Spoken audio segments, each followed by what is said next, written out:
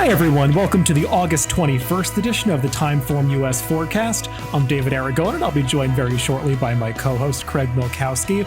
This week on the podcast, we're going to do some handicapping at Del Mar and Saratoga. We'll begin out in California, talking about the two Grade 1 races that they're running there on Saturday, topped by the Pacific Classic, which features last year's 3-year-old champion Maximum Security, making his second start for the Bob Baffert barn. We'll talk about his chances, as well as the Grade 1 Del Mar Oaks, which looks a little more wide open, a large field of 3-year-old fillies going the 1.125 distance on the turf course. Then we'll move on to Saratoga and talk about their late pick 4 sequence on Saturday. The feature there, of course, is the Grade 1 Fourstardave, where Chad Brown is a pretty strong hand, and we'll go through all of his horses as well as the other contenders on that card. So, Craig, we're going to start out in California. We've got those two Grade 1 races at Del Mar. I know United is also a big favorite in that Del Mar handicap. We won't talk about that race. He looks pretty tough in there. But I thought starting off with this Del Mar Oaks, pretty competitive field of 3-year-old fillies in here. Yeah, it is. I do think Favored Laura's Light is the one to beat. I mean, she's done very little wrong in her career. She's won from 5.5 furlongs to 1.125 miles. She's won in a variety of different ways. She has good tactical speed. And of the one she faces, she definitely has an edge on speed figures. But I'm not willing to hand her the race just yet because we have a couple foreign shippers. So, not sure how I'm going to handle if I'm going to play horizontals. I haven't looked outside these two races at the Del Mar card yet. But looking at the foreign shippers, it's not the kind you can just gloss over. I mean, Richard Mandela has a Grade 2 winner or Group 2 winner in Miss Extra. For me, it is a little bit of a negative that she's not getting Lasix. He isn't really great with these types. Looked him up in Formulator with foreign shippers. He's 2 for 11 with a 1.20 ROI. And one of those winners was Jolie Olympica, who's coming from South America, the kind of shippers he's had a lot of success with in the past. So she definitely can win here, and I will use her if I play horizontals. But of the others, I'm probably going to lean towards Neige Blanche, the other shipper for Leonard Powell. He does a little better with these types. He's 3 for 14 with a really nice 4.20 ROI. He had one favorite, but two nice price winners hitting these races. And like I said, she's a Group 3 winner. She is getting Lasix, so I suspect she will be competitive in this race. Yeah, we're pretty much on the same page here, which I'm not too surprised about. I mean, Laura's Light can obviously win. I don't love her going the 1.125 distance. I know that she won going this far back in the springtime in that honeymoon, but she just barely held on that day. And she's got Parkour to deal with once again. Now, in that honeymoon, she just let Parkour run off on the front end, and then she came and reeled her in and was still able to hold off the closers. I don't know. This field looks a little bit tougher to me. So Laura's Light, I mean, she's going to take a lot of money with all of those victories and stakes wins under her belt. I just feel like the more interesting horses are the Europeans. I don't know if we're going to get 9-2 and 5-1 of them like they are in the morning line. I kind of think they maybe should be the two favorites in this race because based on the European resumes, they're just superior to these horses. I mean, when you have horses coming over into these graded stakes in this country with not just group form in Europe, but actually group wins, and both of these horses have them, they just stack up really well against our horses. I mean, Miss Extra was the winner of the Group 2 Prix de Sandringham. And as you said, Neige Blanche, she's a Group 3 winner. So I just think these two horses have a serious class edge in this race. I know the time form ratings don't really single them out as horses with a huge figure edge, but I think you have to kind of view the company lines that they've been keeping. And I don't care too much about the stats. I looked up them as well with Leonard Powell and Richard Mandela. I just think these two might be better than the American horses. Yeah, I think we're pretty much in agreement in this race, and I just don't see any reason to play any of the others. Personally, I don't think they could beat Laura's Light without the shipper. She'd probably be 2-5 in here, and deservedly so. And the main event on Saturday at Del Mar is, of course, the Grade 1 Pacific Classic going 1.25 miles. And the main attraction here is Maximum Security, who's making his second start for Bob Baffert. There were some mixed opinions about his return in the San Diego last time, where he just got up to win by a nose over midcourt. Some people thought he wasn't as visually impressive as he had been in the prior barn when he was with Jason Service. I know both of us were pretty, I don't know if I want to use the word impressed, but we thought he did what he had to do in that race. And I think if he takes any kind of step forward in this Pacific Classic, he's just going to be tough to beat because he's facing some familiar faces and horses like Higher Power and Midcourt. I'm just not sure that I really see them as the ones that can turn the tables on him. Yeah, I would agree. He's obviously the one to beat, and I think he's going to be very tough. He just beat those two, as you mentioned, the second and third choices. He did it off a pretty long layoff, and he did it with, frankly, a less than ideal trip, in my opinion. They really tried to take it to him early, and he still was up to the task. So if I was going to look for others in the race, it wouldn't be those two, as you mentioned. I definitely have my doubts about those. I'm not buying the Argentinian horse Miragnake. I went and watched a few of his races, and he's okay, but I just don't see him coming here and being a horse that's going to win Grade 1 races in this country, especially against a horse like Maximum Security. So if I do play horizontals, there's only one other horse that I would even consider using in here, and that's going to be Sharp Samurai. He did have some dirt form earlier in his career. He broke his maiden really impressively, albeit in a maiden claiming race, and he didn't run well at a couple other times, but he has shown he can run on dirt, and it's a third off the layoff for him. I thought he ran much better second time out than he did in his first race back, so he would be the other use for me. But that said, I do think it's going to be very tough to beat Maximum Security. Yeah, and I view Maximum Security as a horse that's likely to take a step forward in this race. Not that he necessarily needs to beat this field, but just watching his recent workouts for Bob Baffert, I know the times look pretty similar to what he was achieving prior to his San Diego, but just watching those videos on XBTV, it seems like he's doing it a lot easier in the morning and just feels like he's coming into his own now, second off the layoff for Bob Baffert. So I just think he's going to win this race. Midcourt, I know, only fell a nose short last time. I have some problems with Midcourt in this race, though. First of which is that he's drawn the rail. And if you watch Midcourt's races, he's not a horse that breaks particularly sharply from the gate. He certainly didn't last time in San Diego. He broke about a length to 2 lengths slowly and had to rush up on the outside to take the lead. And he could do that because he drew the outside post position.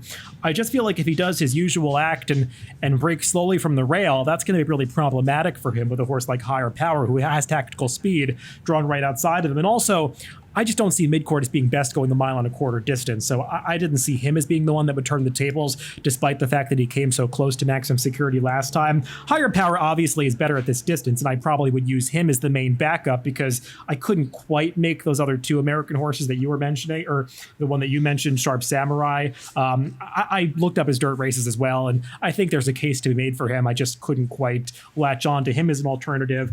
I mean, the Argentinian horse Miragnake is a little bit interesting.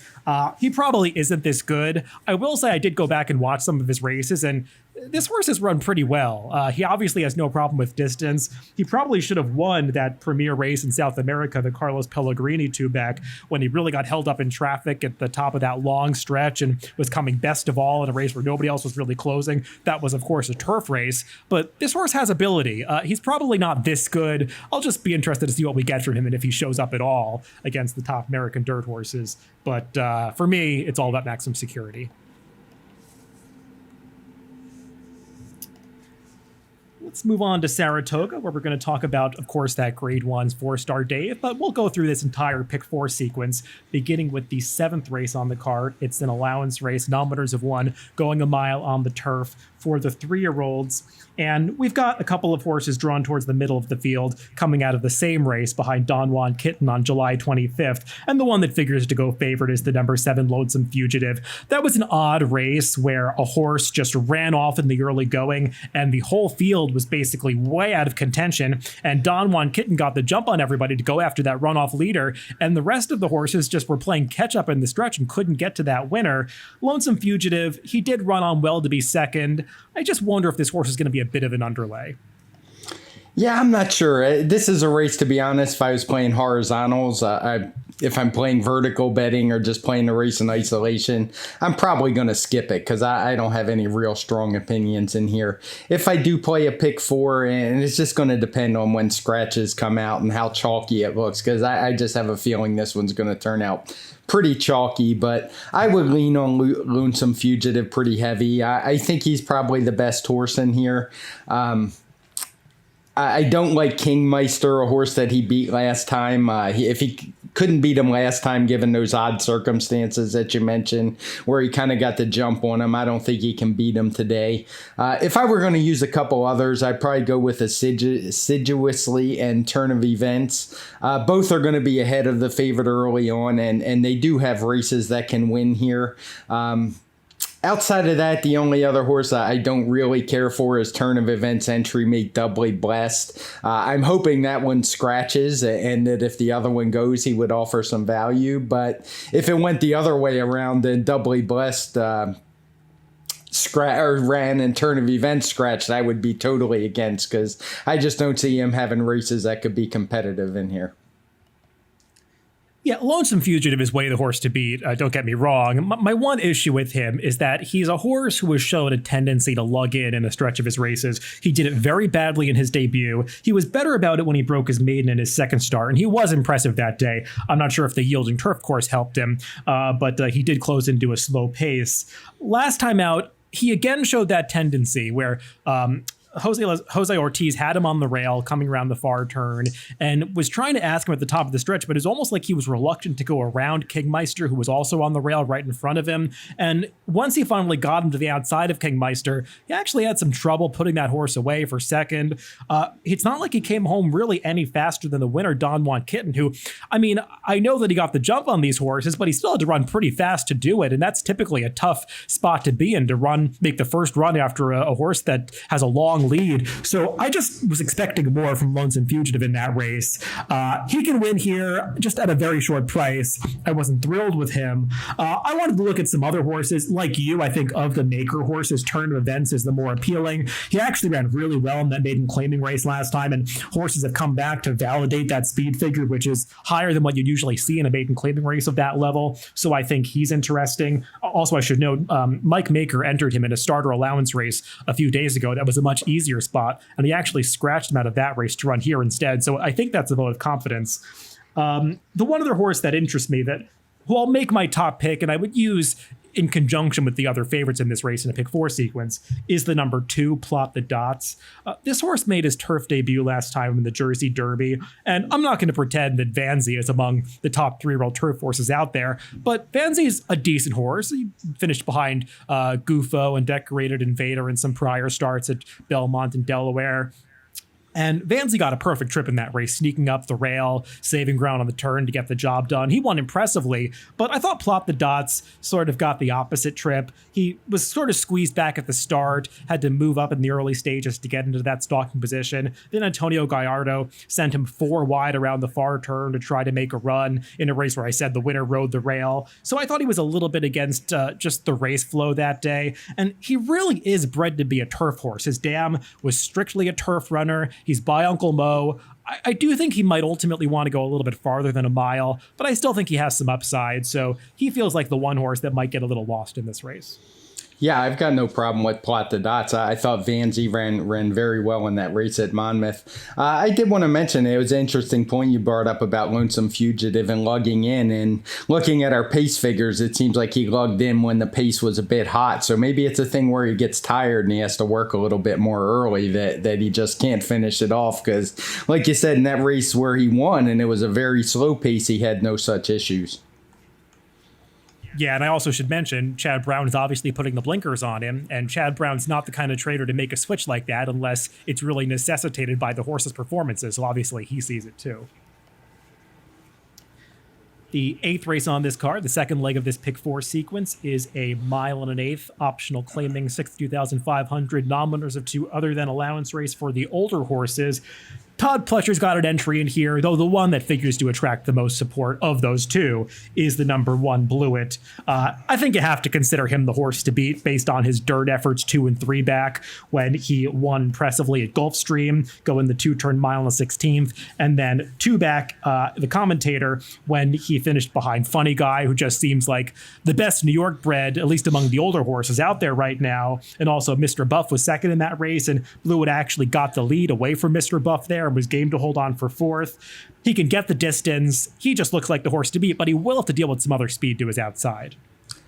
Yeah, that's an interesting race. I looked at it. It's not a race we have labeled as fast pace. I can't quite figure out why, to be honest. It must be a rounding thing on one of the early speed ratings because it's right on the borderline. But that said, I'm not sure there's any real closers that I'd consider a contender. Although the horses that look to have a chance in here are horses who like to run either on or near the lead. And personally, I just think Blewett is better than these horses. He's actually been good for quite a long time. He had a little blip when he came back this year at Gulfstream.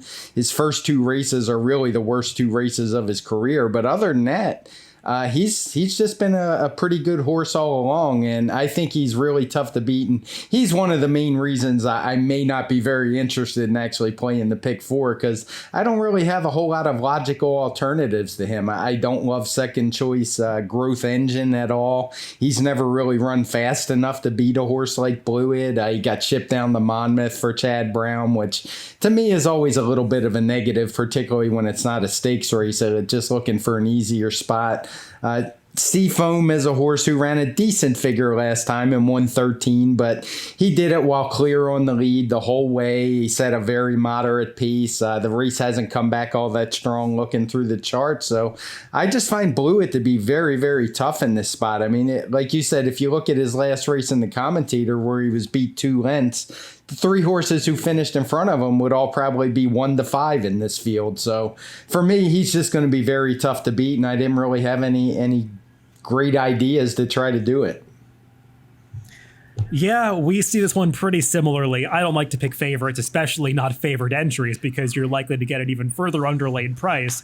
But I just saw Blewett as the horse to beat in this race, and I made him my top pick. I do think the biggest danger is probably Growth Engine, because of all the horses in here, he arguably has the most upside, making just the 6th start of his career. But he's a 4-year-old. He's had some stops and starts. I thought his comeback at Monmouth last time was fine. It wasn't the fastest race in the world, and he wasn't beating anything. But he drew away from those horses impressively. The mile and an eighth, it's no problem for him. So I'm not going to be shocked if he takes a step forward. And perhaps if Blewett really gets softened up on the front end, then he sits the right trip and is the one closer in the race that really makes an impact. I just thought from his inside post position, Blewett would get the right ride and be tough to beat, because I don't like the 2 other speed horses who you mentioned. I mean, or one of which you mentioned, Seafoam. I mean, I agree with everything you said about him. He had that perfect setup last time, and this is just a much tougher field. And the other horse that you didn't mention, the number 6, It's All Relevant. I've just never been a believer in this horse. He's one that really cut his teeth against some cheap horses early in his career. He was able to make the transition to these tougher races over the winter and the springtime. But I thought he got perfect setups in those races. I think he was exposed last time, that Alley Dar, when he was allowed to crawl up front and still had nothing at the end of that race. So I don't like him. The one other horse that I might throw into the mix, maybe not to win it, but to be part of the exacta, is the number 5, Winston's Chance. I know that he disappointed first off the trainer switch for David Donk 3-back, but his last 2 races have been fine against slightly softer company, but the speed figures stack up pretty well against these. He gets the distance. He's always an overlay because he's just one of these horses that never takes that much money, and I think he could make an impact here, and perhaps if one of the favorites doesn't show up, I won't be shocked if he gets the job done. Well, since we've mentioned all the other horses, I might as well mention Noble Thought. He was one that, when I first looked at the field, I wanted to try to make a case for him as really the lone closer in here. But when you look through his past performances, he's a horse who's pretty much made a career in off-the-turf races. So while his dirt record looks pretty good, he's mostly done it beating up on weaker competition, and I just don't see it here. Maybe he could clunk up in the 2nd or 3rd if some of the other speeds fall off, but as much as I tried to make a case for throwing a price onto a pick 4 ticket, I couldn't do it with him. Feature race of the Saratoga card on Saturday is the Grade 1 Fourstardave Handicap, going a mile, and this is just a stellar field. You've got last year's winner of this race, Got Stormy. You've got the top 3 finishers in last year's Breeders' Cup Mile, Uni, the aforementioned Got Stormy, and Without Parole. You've got Raging Bull, who is arguably going to be the favorite in this race after winning the Grade 1 Shoemaker Mile so impressively earlier this year. I mean, Chad Brown just has a stranglehold on this race. He's got 4 horses in here. I have a tough time making a case for Valid Point, but his 3 other horses are arguably the 3 horses to beat. So you got to get past them to win this race. Right. Now, I don't know that you can get past them, to be honest. I'm actually using 3 of the Chad Brown horses, but one of them will be valid point for me. So am going to try to make a little bit of a case for him. Raging Bull, I'm not going to spend a whole lot of time on. I mean, he's a morning line favorite. It's pretty obvious he fits in the field. I just liked this race last time out, even though he didn't win and ran third. I thought he made a nice, long, sustained run last time to just miss. I think he's going to save a lot of ground with Joel Rosario here, drawing inside. Of course, we know that's his MO. So it's just a matter if he's going to be able to find a trip to get through. Now, that's always a little iffy proposition in a big field and at a short price. So he's not a horse that I want to single, but I'm certainly going to use him. Uni is another one I'm going to use. She's obviously the winner of the Breeders' Cup Mile last year. She was a little bit disappointing in her return, but I thought she ran okay. Her speed figure says she ran well. She got a 125, which was only a few points below her win in the Breeders' Cup Mile. And you know, she did it against her stablemate, Newspaper of Record, who basically was left alone on the front end and just was able to run a hole in the wind that day on the kind of course that she prefers. And I think it was a really rough, tough setup for Uni in there. I expect her to run a much better race and be a strong contender today.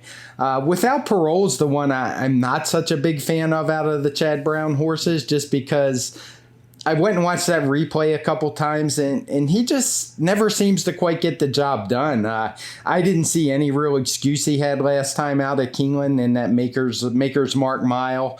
He just kind of followed Raging Bull and couldn't outfinish him. He saved ground for the most part most of the trip, and I just don't think he's as good as Raging Bull, so I have a hard time using one like that at a shorter price. Valid Point is agreeably a bit of a stretch in here, but I do think his last race is kind of a total throwout. He broke really poorly, kind of rushed up, got himself into a bit of a jackpot. Now, I'm not sure how much run he really had in the stretch, but I thought he was coming around nicely at the end of his 3-year-old season. So at the odds he offers 12-1, I'm going to keep him on my tickets here.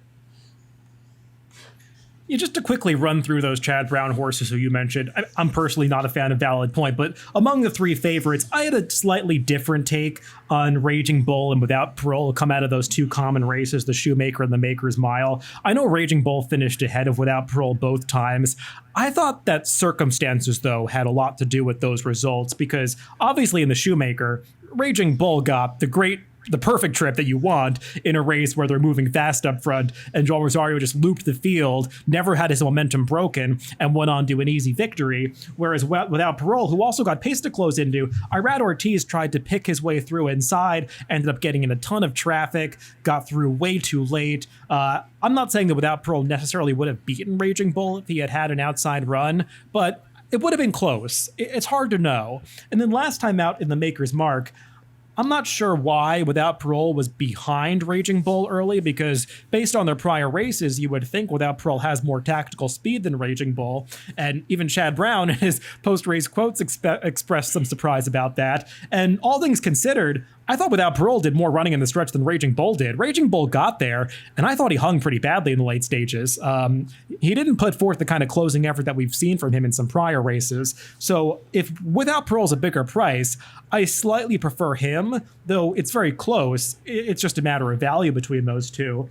And then with Uni, like you, I'm willing to forgive her for the last race. You summed it up perfectly. The turf condition was against her. The race flow was against her. Newspaper of Record's just a better horse this year. So I think it's fine that she lost that race. She's better when she's getting a harder turf course. Also better when she gets pace to close into. And that's what worries me in this race and why I can't make her my top pick, because she's going to be last early in all likelihood. She just has no early speed. And there's just really no pace in this race. You've got Halliday, who's going to be in front, and I'll get to him in a second. Got Stormy. She's also projected to be towards the front end on the pace projector, but Mark Caskey has been adamant this year in saying that he does not want her on the lead. He wants her off the pace. So she's not going to really impress Halliday in the early going. I just don't see anybody that's going to push this pace. And typically in these situations, especially in New York, we get these really bunched up fields. And if this is a bunched up field of 10 horses and Uni's at the back, I mean, I just think Jose Ortiz is going to have trouble working out the right trip for her. I don't care so much about the fact that a regular rider, Joel Rosario, is abandoning her because Jose Ortiz is an ample replacement. It's just always tough to come from last in a race that doesn't feature a lot of pace, especially when the field is so packed and congested. And that's why I'm kind of going against my better instincts and making Halliday my top pick. Craig, you'll know that I've never been this horse's biggest fan, and I've actually knocked him quite a bit, even when he receives fast speed figures. But the reason that I knocked this horse in the past is because he always gets these perfect setups when he earns those gaudy 127, 128 TimeformUS speed figures. Though in this race, how can I hold that against him when he's going to get another perfect trip once again? I mean, Todd Pletcher has said that they made a mistake last time. Todd Pletcher kind of got caught up in that narrative that you couldn't win gate to wire on the Saratoga turf course at the beginning of the meet. I mean, I think that was nonsense, and people were just spreading information based on races that were run in a fashion that was dictated by pace, not a track bias. But for whatever reason, they made a mistake that day. And Todd Pletcher has said they're not messing around, or they're going to the front this time. And that's the way that Halliday runs his best races. I know that he hasn't really proven himself against Grade 1 company, but he's run the speed figures that suggest he is this good. And the turf course at Saratoga with the rails down, it started to get pretty hard again, like it often does in the summer. And I just think if Halliday brings his Gulfstream form to Saratoga, he's going to be tough to beat in this race. Yeah, I can see that point of it, especially if Got Stormy doesn't go at all. It's kind of funny that we really aren't mentioning Got Stormy as a contender, but I think we probably both agree that she's just not the same mare that we saw last year. She hasn't shown up to run those really good races we were seeing. So my one concern with Halliday was the price. I mean, if he was 8-1 or 10-1, I would be much more likely to like him in this spot. You have him at 4-1 on the morning line. I have no problem with that. I suspect because of the pace we are going to see that, but it's one of those things I'm going to monitor pretty closely. If he's 3-1 or 7-2, I don't really want any parts of him, just because, as you said, he's never really run that well against this type of competition. But if he drifts up from that morning line, he's one I would certainly consider. Yeah, I personally think it's the right price on him. I know it's funny in these turf races, you kind of have the class to consider, and then you've got the speed figures to consider. And sometimes speed figures aren't as important in turf races. Based on the speed figures, Halliday's every bit as good as Raging Bull without Parole and Uni. He just hasn't done it against this kind of company yet. And that can often be a big hurdle in turf races, and that's why people emphasize company lines more so than speed figures in turf races quite a bit when they're betting these races. I just think given the pace setup he's going to get, I had to land here. Maybe I'm wrong to change my opinion of him for this one race, but that's how I saw it. Then we'll close things out with the 10th race at Saratoga, the final leg of this pick four sequence. It's a claiming 40,000, non-winners of 2 lifetime, going a mile and 16th on the turf course. And Chad Brown's likely to pick up another victory here, I would think. He's got the favorite, the number 9, Raquise. He broke his maiden all the way back in January at Gulfstream, did it against Special Weight Company. Now he's dropping in for a tag for the first time, and seems like he's caught a pretty good field. He did. It's a big field of 10. The pace projector thinks the pace is going to be fast, and that's something that on paper looks like it would certainly help the 2 morning line favorites, including Raquise. But that's it. Well, he is the most likely winner. No argument from me at all on that one. But at a short price, and it sure does look like a negative drop to me. I know Chad Brown does win on this quite often, but there's no value there. And if he wins, the pick 4 is probably going to be pretty chalky in my opinion. So I'm going to go in a little bit different direction and use the number 3 Cataract in here. He comes in 3rd off the layoff. I think the pace is going to favor him as well. I like that he improved second time off that long layoff, and he closed into a pretty moderate pace last time out to run a close second at this same class condition. So he'd be my top pick in here. If I am playing a pick 4, I would certainly use Raquise. I would also use the Bill Mott Horse Battalion. But again, it's just going to depend on scratches. I don't want to wind up playing a pick 4 that's going to pay $89 or something like that. So I'll make Cataract my top pick in here. You mentioned that Chad Brown often wins with these types of horses regarding Raquise, and I mean, it's worth looking up the stats in Formulator because he doesn't just win with these horses, he always wins with these horses. Over the past 5 years, horses that broke their maiden last time out and now are making their first start for a tag as they make their first start against winners in turf routes. Over the past 5 years, Chad Brown is 7 for 9, 78%, $5 ROI. On top of that, he's 7 for 9, and he's won 7 in a row. He lost with 2 horses like 5 years ago, and the last 7 horses that he sent out in this situation have all won. So I think this horse is going to be tough to beat. I don't view it as a negative drop. I just view it as something he does pretty often and does pretty well. So I like Rakiz. The horse that's a short price that I'm a little skeptical of is the number 5 Battalion. I thought he was just picking up pieces last time behind Winning Factor. Winning Factor has really improved for David Donkin. He came back and won a non-winners of one allowance race last weekend. But I didn't think Battalion did a whole lot of running at the end of that race. And he's been entered twice since then. And he's thrown a fit coming out to the track. And twice he's thrown the rider in the post parade, run off, and had to be scratched. So definitely watch the way this horse is behaving as they walk out to the racetrack, because it seems like he's figured out the game but doesn't really want to do it anymore.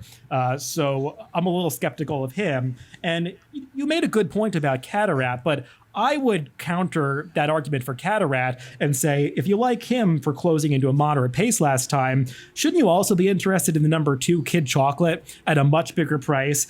I know that performance last time sort of came out of nowhere and he looked cheaper prior to that, but it's possible this horse has just improved lately. And if you watch the run into the first turn in that August 6th race, Kid Chocolate actually had quite a bit of trouble because a horse inside of him got rank and bore out, and Kid Chocolate got spun out into the center of the course, ended up at the back of the pack after that, whereas he had better position prior to that. And he was actually closing better than Cataract at the end and couldn't quite get there because he had way too much ground to make up.